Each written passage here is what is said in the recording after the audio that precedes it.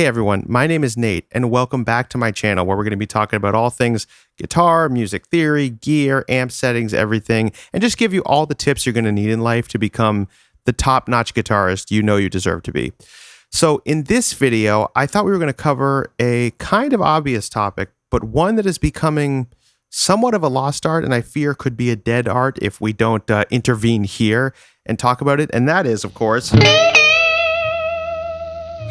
vibrato, and how increasingly I'm seeing with younger kids today, but even all players of all ages, it seems to be a part of their technique that is the most underdeveloped, and even worse than that, sometimes completely non-developed. I thought I would just discuss how to get a great vibrato, incorporate it into your playing, and why it's so important. So the first thing I want to talk about just briefly, it's just a brief overview, is how we kind of got here, which is in genres, for example, I frequent, like jazz fusion, a lot of progressive music, those places. People have the most incredible technique. I don't know if people still sweep like that or whatever, but they have the most incredible technique in some ways, in terms of shredding and fast thing. But when it comes to hit a note, it kind of sounds like that. I feel like a little bit too often. And I think this is because obviously when you're shredding, when you're ripping through whatever you're doing, it's exciting, it's kinetic, it's all these things.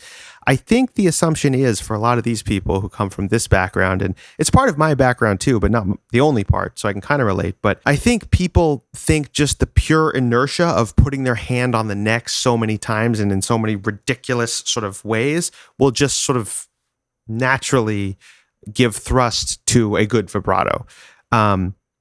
Which, again, is something I seem to see with particularly younger players. Like, well, I don't need to worry about that just because, it just sort of, I have it because I play guitar. And that's what brings me to the point of this video, is that it is not just something that comes with the inertia of playing the instrument. It is a technique, like tapping, like sweeping, like alternate picking, that you need to practice with a metronome, which brings me back to a point I made earlier that I want to revisit. I said most people these days are having this problem except for blues players. And that brings me to one of the main points of this video is you have to listen to blues players and you have to transcribe them as if you're transcribing Jason Becker, which, again, this seems to be a thing where it's like, well, that's so simple. I got it. I got it. I could play a Guthrie Govan solo, so I got it. But you don't got it. Just with all due respect, you don't. And so, stuff like, those sort of classic Albert Kings, right? Those type of licks.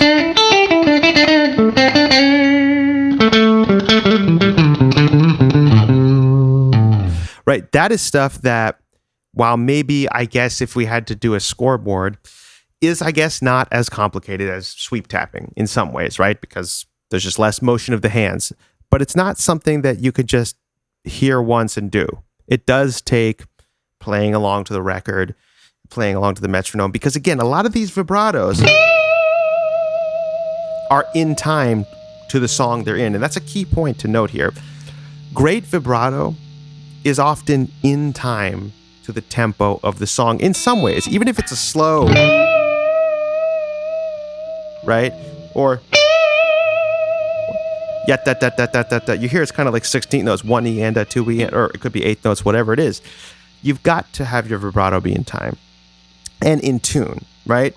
Which, of course, you want to know which note you're vibratoing up to. And then this is the key thing about, I mentioned, so you've got to study Albert Collins,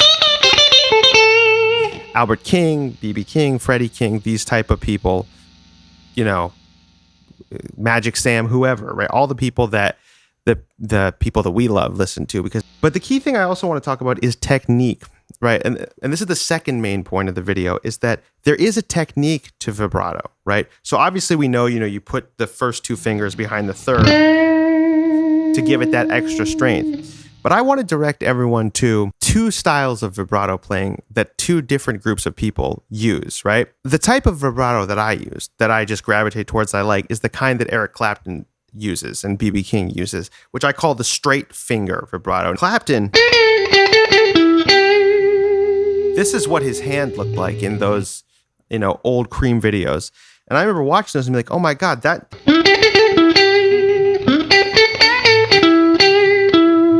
Right, that's what gives him that beautiful, flowing, luscious vibrato that, frankly, you don't hear so much in a lot of the post-'80s playing. It's something that's so important. Again, these are the sort of masters of vibrato. Clapton, of course, Hendrix, B.B. King. So you want to study the exact way they do it. So again, what you're going to want to do, right? Because the weight of the guitar, again, is pushing down against you. If you want a vibrato a note, non-bended note, right? If you just push up, right? Don't go down, but push up against the guitar's body, you get this incredible singing vibrato that B.B. King pioneered and Eric Clapton, in my opinion, kind of perfected in Cream, right? But there is another style, right? And that's the Hendrix style, which looks like this. Right? Let me try and get a better shot so you guys can see it. Right? And what that is I call that the slanty vibrato, right? Because he's slanting his hand. This is Hendrix. If you look at old videos from Woodstock and whatnot, this is how his hand... Clapton looks like this. Hendrix looks like this, right? And with that one, it's not the particular way I play, because it's a bit of a naturally faster. It's harder to get this one to stay slow. It tends to speed up for me. But again, Hendrix got that from, I would say, well, it could be a myriad of people, but he really perfected that style, right, of vibrato. And again, whichever style you like of those two, make sure to grab a metronome, right? Click, click, click, click. Click. Right. And practice along.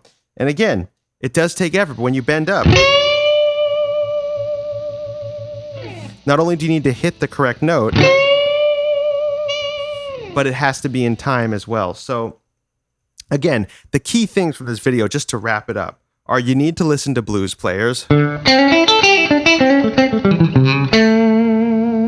Right? That's the first thing. You need to practice vibrato as if it's sweep picking, alternate picking, or whatever. And you need to spend like time on it, maybe 15, 30 minutes.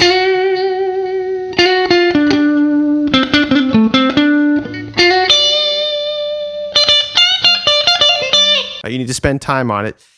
And you need to practice, in my opinion, the two styles that are most successful at producing, in my opinion, a singing vibrato. And that's the straight finger, B.B. King, using the weight of the guitar to push against. This is how I play. Or the Hendrix way, the sort of wild slant, if you want to call it that. Right?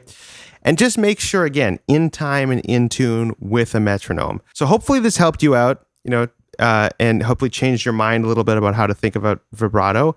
Again, thank you guys for watching. I'll be back next week, or I'll be back next week with another tip or an important thing. Leave it in the comments below what you think. Do you disagree? Is there another style of vibrato besides the main two I pointed out that people should know about? And I will see you in the next video. All right. Bye-bye.